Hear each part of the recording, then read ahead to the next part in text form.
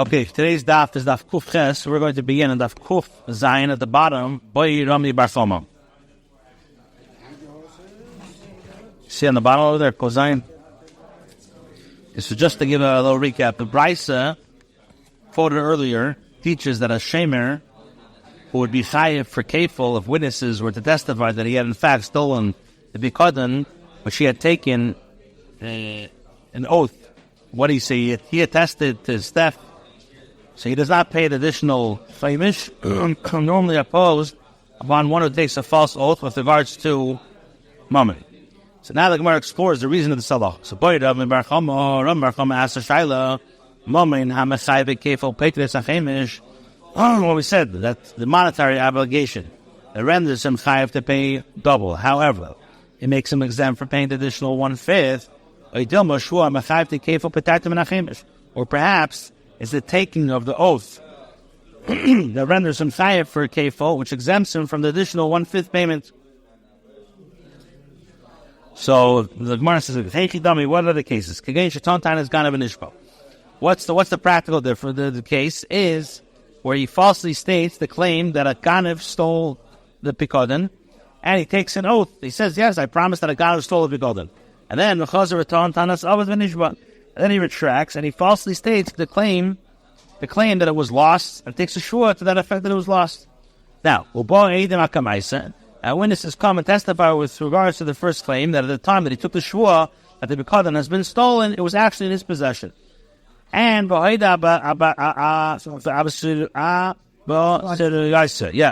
he admits with regards to the second claim that he had, it was a lie, and then he actually stole it. So the halacha is what's the halacha? Is he obligated to pay the additional chaimish or not? So the Gemara explains the two possibilities. Do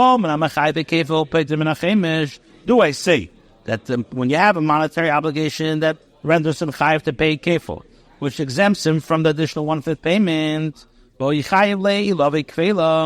in this case he's chayiv for a double payment for the pikodan, because he has the witnesses that say the pikodan was in his possession, and therefore he'd be potter from paying the chaimish. Or do I say yes, I say that when a person is admitting to a false oath that renders him chayiv to pay kefil, which exempts him from paying a chaimish, and the latter oath that the item was lost, since it does not render him chayiv for the double payment. Why? As he took an oath that has been stolen, and it was not stolen, so therefore, the chayiv kumshe should be chayiv at least additional 1/5 to payment. So Rabbi says to Ashman, I'm going to bring a solution from the following Mishnah. The Mishnah Shvuah says, where one said to someone from the marketplace, where is my ox that you stole? And he says, I didn't steal anything. And then the owner of the ox said, I'm making you swear, swear to me. And the accused guy says, Amen, accepting the oath. And the Eidim testify about the accused guy that he stole it. So the Allah is mashal to the Shlume Kefil. He has to pay Kefil. So that's the din of a Ganav. And if he admitted on his own, according to that he stole it, he has to pay the principal and the additional 1/5 payment, and he has to pay a carbon ashram. So Rabbi explains that I from this mission. But here, it's Eidim who render him chayiv for the double payment. As since the accused was not a shamer, the oath does not render him chayiv. And yet the Mishnah says that he is chayiv. However, if he admitted on his own according that he stole it, then yes, he is to pay the additional 1/5. But if he admitted after witnesses testified, then he's not chayiv. He's not required to pay the additional chaimish. Rabbi continues, we saw that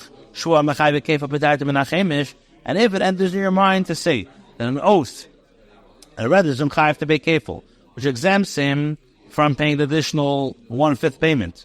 So the question is, why does he not pay the additional chaimish if he admitted that it was false after witnesses testified? After all, the oath does not render him chayiv to pay the double payment, as the halacha that one who falsely takes a shua that the item was stolen pays kefil applies only in the case of a shemer. So therefore, the oath should render him chayiv to pay the chayiv chumshes to make him pay at least chaimish. as does any false oath taken with regard to the money. So, alav shmamino must be it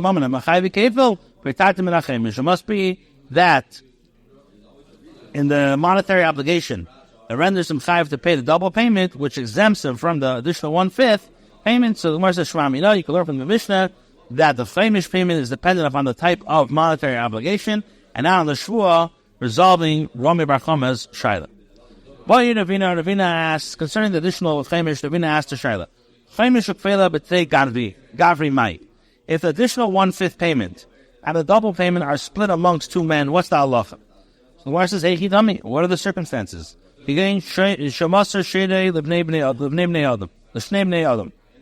Case where one transfers his ox to two people to watch it. And they stated the claim that the thief stole what the guy gave him. And then one of them took an oath that his taka was stolen, that had been stolen. And then he admitted to his own accord that he lied. And one of them took an oath that it has been stolen, and then witnesses came and testified that he had lied. The shaila is, what's the halacha? Now, Rava clarifies the possibilities. Do we say that the Eibishter was particular, the Tater was particular with regard to the one man that he does not pay both additional 1/5 payment and the double payment? Whereas in this case, this one, about who the witness testified, well, he will pay the double payment. And behind the Shalom Chumshan. And the one who admitted on his own court will pay a 1/5. I say no. Or perhaps, as the Teda particular that the additional 1/5 payment and the double payment will not be paid for the monetary obligation. And there too, it's one monetary obligation. We go to Chumrah. Situation with two people, exactly. It's one story, yeah. So now the Gemara says this concerning the additional chaimish. Bava says, in a case of two additional 1/5 payments or two double payments with regards to one person, what's the halacha? Does he pay twice for the same monetary obligation? So the Gemara says, what's the case? Shaitan Tanas Abad. He states the claim that the deposit was lost, and then he took us the oath that it was lost. And then what happened was he admitted that he lied. And then he admitted it was lost and he returned it. And again, he returned it, and again stated the claim that the same deposit was lost. And then he took an oath and then he admitted it. Yeah, it came. I don't know why the guy trusted him again, but or in the case where one stated the claim that a ganav stole the pikadon, and he took a shua. Then witnesses came and testified that he had taken it, and he returned them. And again stated the claim that a thief stole the same deposit, and again took an oath, and the witnesses came and again testified that he had taken. Again, what's the halacha? Do I say do I say that the Eibishter states concerning two types of monetary institutions, double payment and additional chaimish, that they will not be paid for one monetary obligation, but here it is only one type, it's only the double. Or do I say concerning the two payments of the monetary restitution, that they will not be paid for one monetary obligation?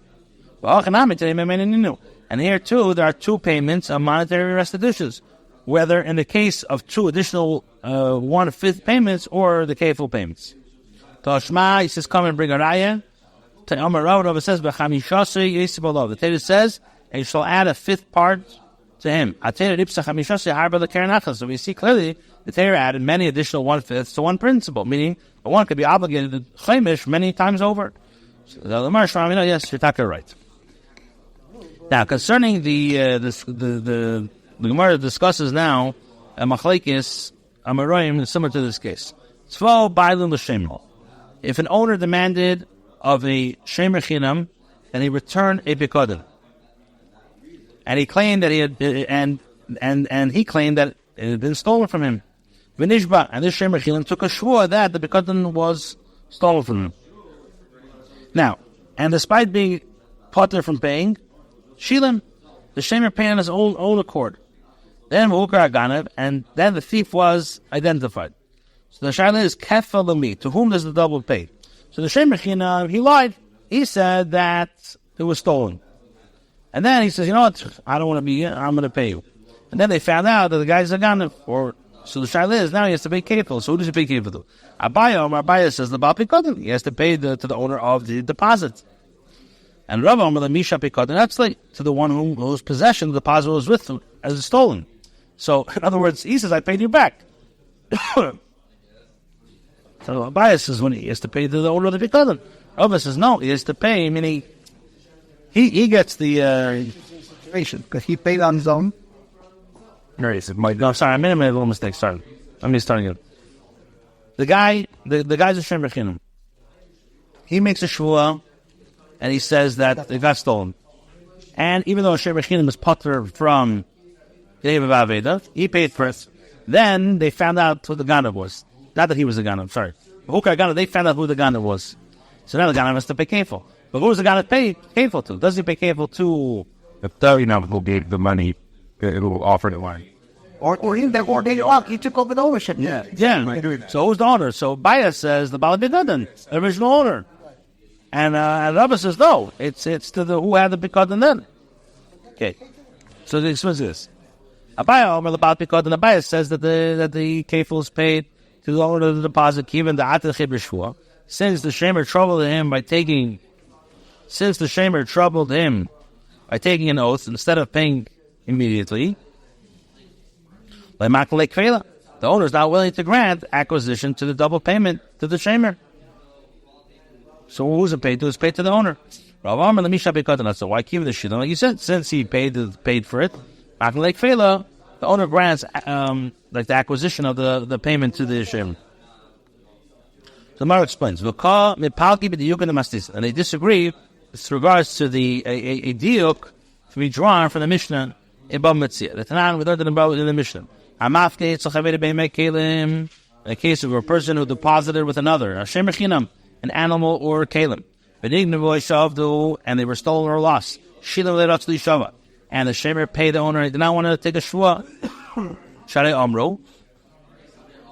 Why? Because the Ha'am says shemer chinam takes an oath and he's exempt and is released from the obligation to pay the owner. But he decided to pay. So the halacha is nimtza gan. If they found the ganim, he has to pay. The thief was found. He has to pay. He has to pay double. Or if let's say the deposit was a sheep or an ox, and so the mimisham, who does it pay? The misham, that's it. He pays to the one whose possession the deposit was when it was stolen. When the shamer paid the owner for the stolen item, he acquired the acquirer, therefore is entitled to any payment of principal or fine paid by the thief. Now, if the shemer took an oath and did not wish to pay, and now the ganav was found later, he has to pay kefil. To the Baal Pikodim.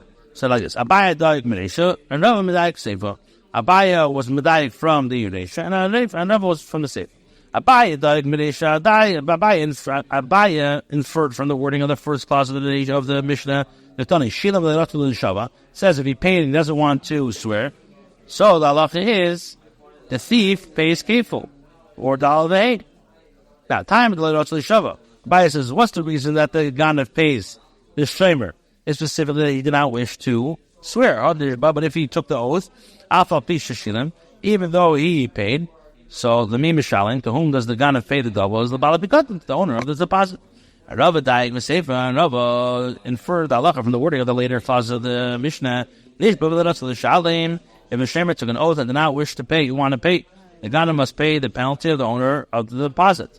Time to let us do shalom. What's the reason why the ganav pays the owner? Specifically because he did not want to pay Ashilim, but if he did pay, even though he took the oath previously, whom does the thief pay?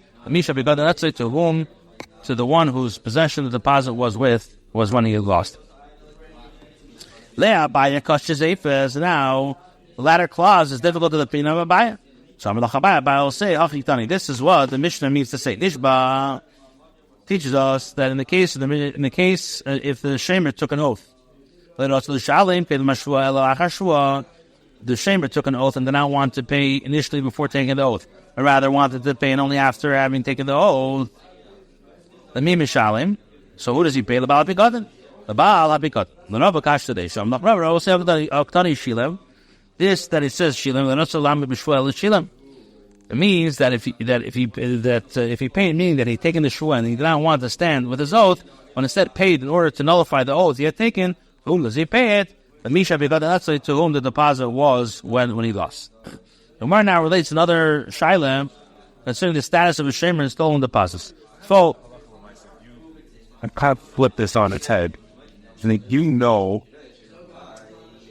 I do a deal with you knowing that I have a buyer on the other side. So I pay you. So it's not like an issue as stealing. But I was like, I'm going to buy your safer for you for $20, knowing that he's going to pay me $45. Okay. It happens all the time. Right. That's our business. That's both of our business. We're brokers. You don't buy here. Right. But if you... So I'm saying, is it like... Is there a... I mean, it's not like today's das. If I do it knowing to you, daf, and then I undersold you. That is not something because he didn't want to tell it. Right off the bat. But Takid, now that I'm not telling it, it's Takid top, and I say it out loud. It's like everything we do. It's fun. No, that's all our guys. You took something to someone else and needs it, and want it. You drained about cup that you lost it. Right. And then it's... That's actually... Okay. The Gemara relates another shaila concerning the status of a shamer stolen deposits. If the owners of a deposit demanded from a shamer that they return the deposit, the shilam, and he paid them instead of taking a shua, the gana was then recognized, and then the thief and the owner demanded of the gana to pay, and he admitted to having stolen shamer, and then the shamer demanded the thief to pay, and the kafrani denied the claim, and the shamer brought witnesses that this guy stole it from him. So if they're gonna buy them, did the gana thief become exempt from kefil through his admission to the original owners? As we know, somebody who's made to the liability or not. So the Gemara says this: we are the shamer the baila of hatun. Do we see that the shamer can say to the owners, once you took the money, once you took the money from me, you removed yourself from here and have no further connection to the bikodan. Therefore, I'm now considered to the owner of the stolen item, and the right to the kefil's mind, and the guy's admission to you basically means nothing. Or you don't. What do I say? Matzi relay. Or you can say to him, here in the heichidat avat dalon milsa. Or do we say, just as you performed the service for us by having us when you were not obligated, ananami avdinalach, we performed this service for you as well. Instead of granting, say this, ananami avdinalach, terchilan basar ganva, shakalina ananidan, or shkol atadidach. In other words, like this. Instead of granting acquisition to the kefil to you, to enable you to be repaid, we took the trouble to search after the ganon. We will take what is ours, in other words, a stolen item, and you take what is yours, the money you paid to us. Mar says take utaka, it says take. Eitmar, we'll go to the Mishnah. Eitmar was stated. If an animal given as a deposit was stolen in circumstances beyond his control, and the gana was recognized. Then if he so desires, he can choose either into judgment with the thief, the shamer will pay the owner and then get reimbursed by the ganav, or desires he can take a shua that he was not responsible, that the owner can demand his money from the thief. So if it's shamer sagar, he goes into litigation and he doesn't swear. Rabbi says, it says the shemer chinam or the shemer safar enters into judgment with the thief. He does not have the option to take an oath. So the Gemara says, "Leima pligat Ravuna bar Avin." Let us say that they're arguing with him. The shalaf Ravuna bar Avin sent the shaila, sent the psak. If an animal given as a bikodan was nignav avinus v'ugar ganav, was stolen with circumstances beyond control of the shemer, and the ganav was recognized. If it's a shemer chinam ratzah imedin, if he wants, then ratzah nishba. Im shemer safar imedin nishba. So Rabbi will tell you no. What are we dealing with over here? Again, Shekadam and Ishba, where it happened that the shamer took an oath before the Ganav was recognized. The Gemara says that if he so desires, he can choose to enter the judgment with the thief. But Bava Kamah should have said if he desires to swear. So the Gemara answers, if having first taken a shvua before the Ganav was recognized, if it's a shemer chinam, then he can remain with his shvua and not pay the owner. Ratza, and if he wants, then he can enter the judgment with the Ganav. Rabbi Zuta raises the shaila like this: if an animal given as a pekadon was stolen in circumstances beyond his control of the shamer, is there Ganav base a shamer and now the Ganav returned the animal to the place where he had stolen? And it is now in the house of the shamer, and it then died through pshia. What's the halacha? Do we say that since it was stolen in the circumstances beyond the shamer's control, his guardianship is completed, and he has no more responsibility for the animal, even for pshia? Or do I say no? Since he returned it, so now he is chayiv. The Gemara says take home.